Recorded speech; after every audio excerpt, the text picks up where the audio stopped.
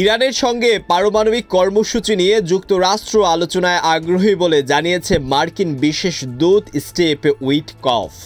যদিও ট্রাম্পের নীতি না বদলালে ওয়াশিংটনের সঙ্গে তেহরান কোনো আলোচনায় বসবে না বলে জানিয়েছে ইরানের পররাষ্ট্রমন্ত্রী আব্বাস আরাঘচি।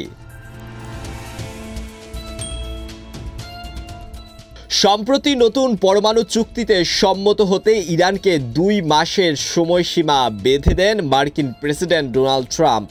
রাজি না হলে তেহরানে হামলারও হুমকি দেন তিনি, যার তীব্র সমালোচনা করেন ইরানের সর্বোচ্চ নেতা আয়াতুল্লাহ আলী খামেনি।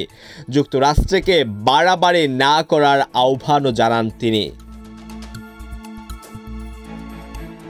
রোববার এক সাক্ষাৎকারে ট্রাম্পের বিশেষ দূত স্টিভ উইটকফ জানান, মার্কিন প্রেসিডেন্ট ইরানের সর্বোচ্চ নেতার কাছে একটি সম্ভাব্য নতুন পারমাণবিক চুক্তি নিয়ে আলোচনার প্রস্তাব পাঠিয়েছেন, যা সরাসরি সামরিক পদক্ষেপ এড়ানোর প্রচেষ্টা।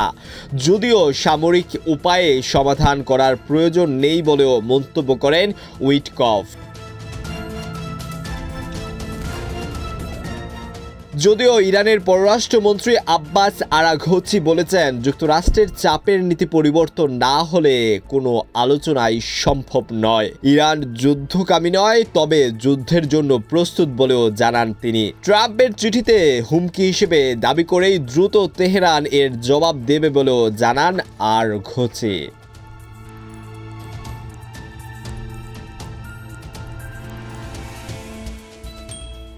2018 সালে ট্রাম্পের যুক্তরাষ্ট্র ঐতিহাসিক পরমাণু চুক্তি থেকে একতরফাভাবে প্রত্যাহার নেওয়ার পর থেকে ওয়াশিংটনের ওপর তেহরানের বিশ্বাসের সংকট তৈরি হয়। ট্রাম্প চুক্তি থেকে বেরিয়ে যাওয়ার পর ইরান ইউরেনিয়াম সমৃদ্ধকরণ 60% পর্যন্ত বাড়িয়ে দিয়েছে। যদিও পুনরায় হোয়াইট হাউসে ফিরে আসার পর থেকে ইরানের সঙ্গে আলোচনার ইঙ্গিত দিয়েছে ট্রাম্প।